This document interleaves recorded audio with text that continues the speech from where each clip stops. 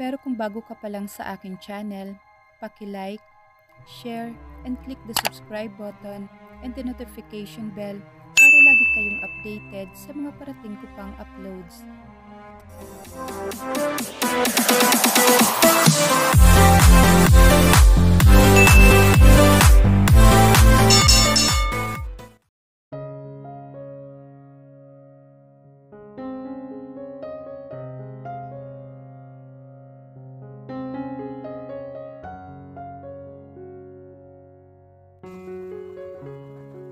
Hindi ka ba napapagod? Parati mo na akong hinahatid. Ako naman na magmamaneho. Ihahatid niya na ako ngayon. Nandito ako ulit sa kotse niya. Palagi namang ganito eh. I will never get tired of conveying you. Don't worry about me. And just eat that pancake. Is that okay, wifey? Tiningnan niya ako saglit at nginitian. Ibinalik niya na ulit ang atensyon sa daan. Kinain ko na lang yung pancake na niluto ni Manang kaninang umaga. Marami na rin akong nakain ngayong araw. Naging paborito ko na tuloy ito. Hate ko na rin ngayon yung spaghetti. Matapos akong ihatid ay umalis na siya. Hindi niya ulit nakalimutan ang mga paalala niya. Gano'n naman, araw-araw eh. Nasasanay na rin ako kaya hinahayaan ko na lang. Gusto ko rin naman yon kasi kinikilig ako eh. Di ko lang pinapahalata. Ngayong araw ay nagkaroon kami ng usapan na pupunta si Matthew at Syra ngayon dito.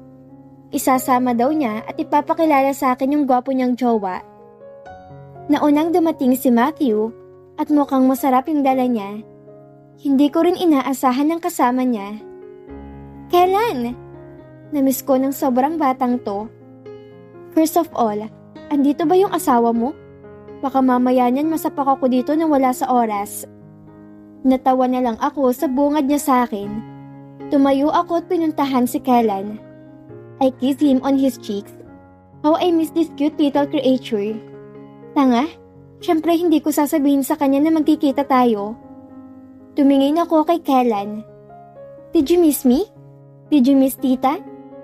Malambing na tanong ko sa kanya. Yes po, Tita Abigail. I already miss you. Nung narinig ko na pupunta si Tito Matthew dito para makita ka, nakiusap ako na isama niya ako dito. Cause I already miss my beautiful Tita Abigail in the world. Niyakap niya ako at hinalikan sa pisngi. We have something for you. Napatingin ako sa dala nila. Kinuha ko to at biglay nagutom ako. Sakto naman dahil pancake yung dala nila. Thanks for this. Favorite ko to eh. How about spag? You want me to cook you spaghetti? No thanks. Hindi niya pa pala alam ang tungkol sa akin. Magsasalita na sana ako nang bumukas ulit ang pinto. Iniluwa nito ang best friend ko at ang gwapo nitong jowa. Naks, ang gwapo nga. Parang na-love at first sight ako dun ah. Biro lang yon, dahil baka mamaya may magselos. May mahal na rin kasi akong iba. Yung pinakagwapong lalaki sa universe? Abigail! I miss you sobra! Dali-dali siyang naglakad papunta sa akin at niyakap ako na mahigpit. Okay, tama na. Baka mawalan ako ng oxygen. Namiss nga talaga kita. Nadako ang tingin niya kay Kellan. Ano to? Nanganak ka na ba, Abigail? Ay, ang gwapo. Pero hindi mo kamukha at si Nathaniel. Baliw? 2 months pa lang akong buntis. Nagmamalaki ka. You're pregnant? Napatingin kami ni Syra sa tanong ni Matthew. Parang gulat pa ito nang itanong niya yon. Matthew, andyan ka pala? Yes, my best friend is 2 months pregnant at ako lang ang nag-iisang ninang. You're having a baby po, Tita Abigail? Oo, Kellan. That's great. Lalaki ba o babae? Hindi pa natin alam kailan. Don't worry. I'll inform you kung nalaman na natin ang gender. Congratulations then. I'm happy for you. Ngumiti si Matthew sa akin. Salamat. Oh, wait.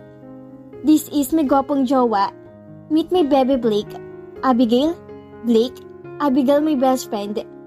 Inilahad niya naman ang kamay niya. Iniabot ko naman to. Sino bang hindi? Iyang gwapo niya. Pero hindi ko pa rin talaga ipagpapalit yung isa dyan. Ikinagagalak kong makilala ka. Ikinagagalak ko din na makilala ka. Ngumiti siya sa akin, dahilan kung bakit lumabas ang dimple niya. Mas lalong gumwapo. Titig mo, Abigail, baka nakakalimutan mong magkakaanak ka na. Mayroon ka ng umiigting na panga. Huwag mo nang balaking agawin tong jowa ko. Balo talagang babaeng to kahit kailan. Hindi naman ako mang-aagaw. Di ba pwedeng nagapuhan lang talaga ako? Anong gusto mong sabihin ko? Siya pangit? Ay di nagalit ka sa akin? Don't tell me. Pinaglilihian mong bebe ko. Bebe ko, halika nga. Maupo ka dito. Huwag kang lalapit sa kanya. Baka kurutin ka ng bigla ng buntis na yan. Hinila niya na nga si Blake at pinaupo ito. Sa kabilang couch naman nakaupo si Kellen at Matthew. Matthew and Zaira already knew each other. Best friend ko si Zaira, so it's normal na kilala niya si Matthew, which is crush ko noon. Sineshare ko naman sa kanya lahat ng ganap sa buhay ko. Malakas lang bunganga niyan, pero hindi naman niya chinichismis ang sekreto ko. Kaya mahal na mahal ko yan eh. Nagkwentuhan lang kami about sa life namin ngayon. Naibahagi pa ni Kellen na may nililigawan daw ang kanyang tito. Kaya gano'n na lang ang hiya ni Matthew. Ito namang si Zaira ay panayakap sa bebe niya. Tinasamaan pa niya ako ng tingin kapag tumitingin ako kay Blake. Hindi ko naman aagawin sa kanya yun eh. Matapos ang mahabang kwentuhan, ay nagsiuwi na rin sila. Nililigpit ko na rin ang mga gamit ko dahil baka malapit na rin ang lunch.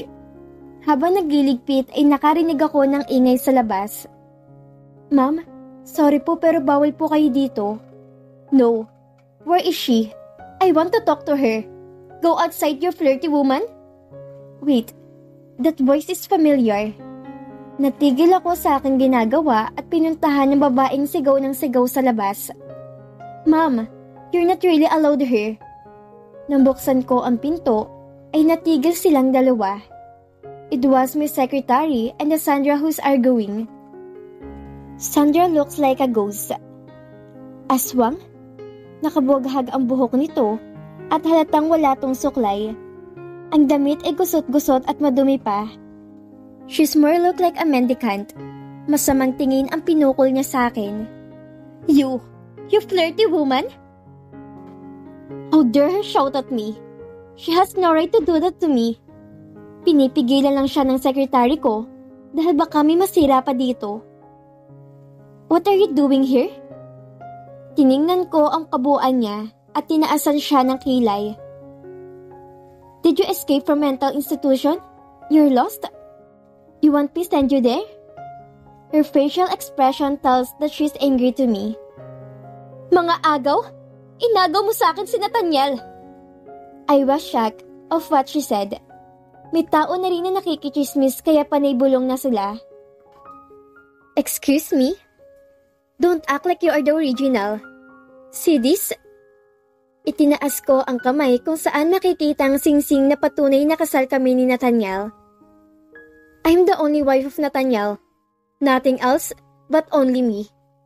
I shouted to her and crossed my arms. Gusto ko lang ipamukha sa kanya na ako talagang totoong nagmamay-ari kay Nathaniel. Oo, asawa ka ng boyfriend ko, pero hindi ka niya mahal. Wala siyang ibang mahal kundi ako lang. How dare her steal my line? Siya ang tunay na mga agaw. Should I believe then?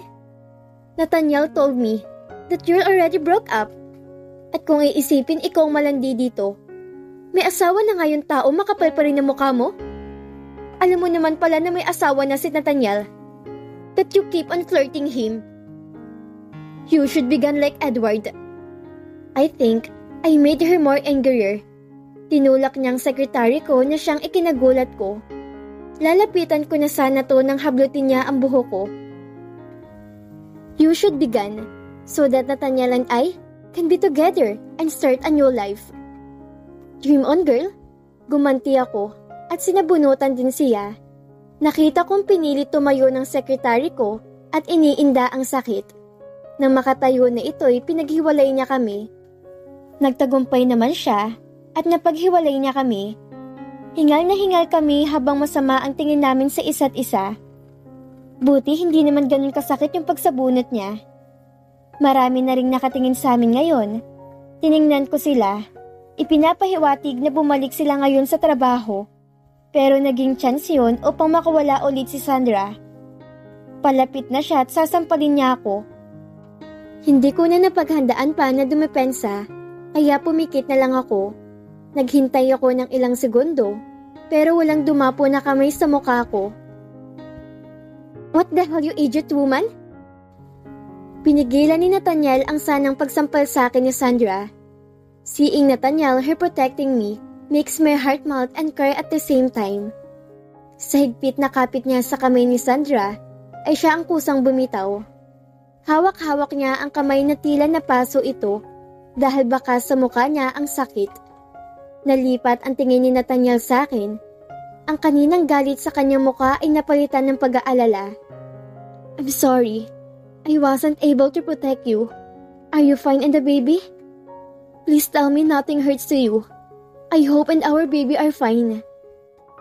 He hugged me tightly, like he's protecting me at all cost.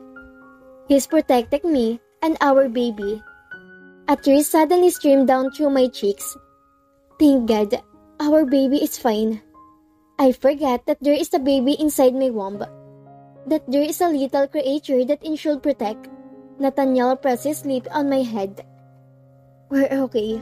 Our baby is okay, Nathaniel. You don't need to say sorry. It's not your fault. Tila nakahinga naman na maluwag si Nathaniel sa sinabi ko. Thank you. Thank you for saying that you and our baby is okay. Promise, I won't let this happen again. Kumalas na siya sa yakap namin at hinarap si Sandra. Nathaniel, ano nangyayari? Akala ko ba mahal mo ko? Stop it, Sandra. Abigail and I were having a baby. Why are you here anyway? Nagmamakaawang tingin ang binigay niya kay Nathaniel, but he doesn't give a damn. Nathaniel, listen. Edward and I gone, and I want Abigail gone too. She's keep on telling that she want me gone, and it gave me a goosebump. Nag-ibang ekspresyon na mukha niya. Tumingin siya sa akin, at parang demonyong nakangiti. Tinago naman ako ni Nathaniel sa kanyang likod. You're insane, Sandra. You should get back to your home. You're my home, Nathaniel. Nakita kong may tumulong luha galing sa kanyang mga mata. Nagmamakaawang nakatingin siya kay Nathaniel. No, your home is a mental institution. You should get yourself ready. Matapos ay may sinanyasyan siya sa likod. Mga lalaking nakatuksido. Hinagkan ako ni Nathaniel at hindi na muling tumingin pa sa kinaroroonan ni Sandra. Kinakaladkad na si Sandra ng mga lalaki palabas, patungo sa lugar kung saan siya nababagay sa mental institution. She's really out of her mind. Nathaniel, bumalik ka sa akin, please. Huwag mo siyang pakinggan, wifey. He's still hugging me. I don't care about Sandra anymore. I just want to stir the eyes of the handsome man in the universe. Edward is gone. We can now be together. Kumalas na ako sa yakap namin. Panay pa rin ang sigaw niya, pero wala kaming pakaalam. Nathaniel shake his head while staring at my eyes, indicating that I shouldn't listen to whatever Sandy is saying. Nathaniel, I love you. Wifey, mahal kita. My heartbeat, who was once like a cat became lion. It's gone wild after hearing those words from the man. I truly love. I'm now confident that the feelings is mutual, that Nathaniel also felt the same way, that he also loved me as I love him too. We love each other. Where are we going? Where are we? May nakatakip na panyo sa mata ko.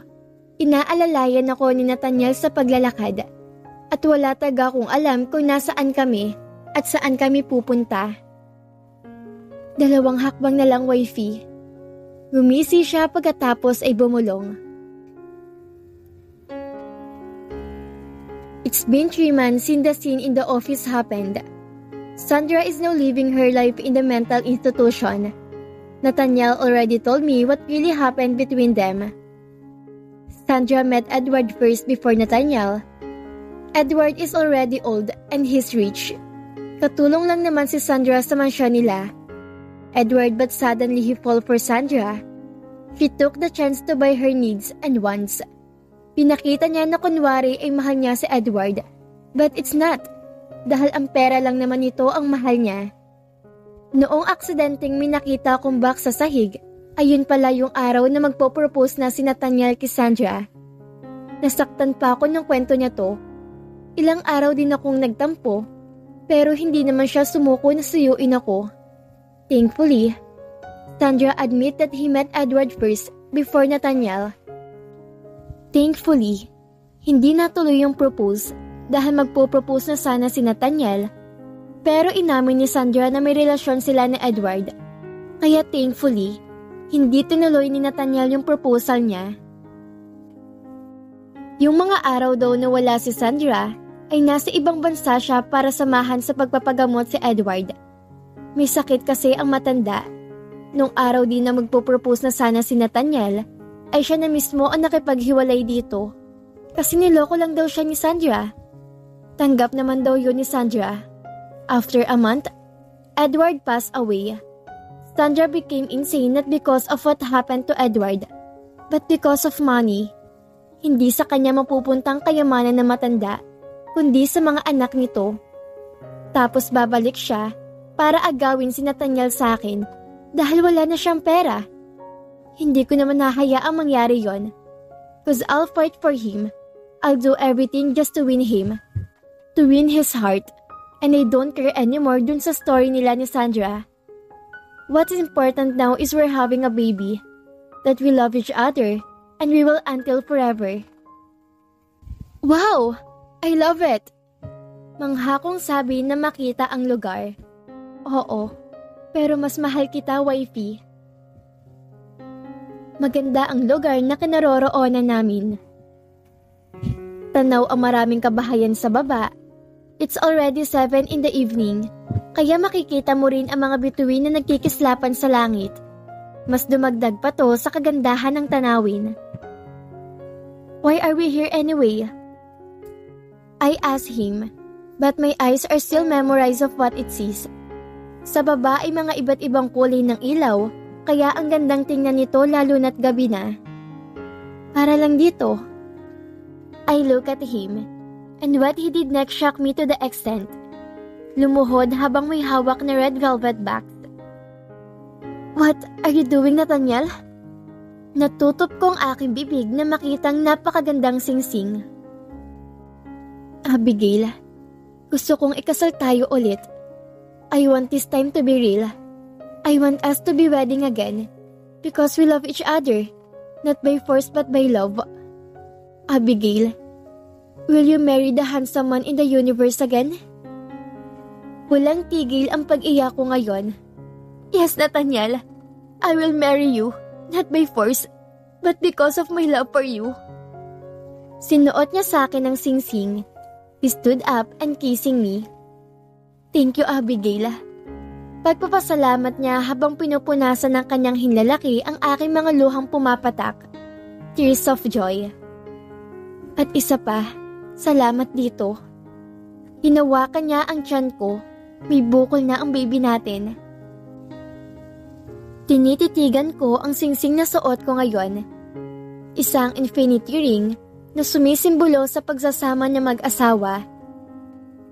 Ito ay kumakatawan sa kapasidad para sa pag-ibig at binibigyan diin ang walang katapusang pangako ng kasal.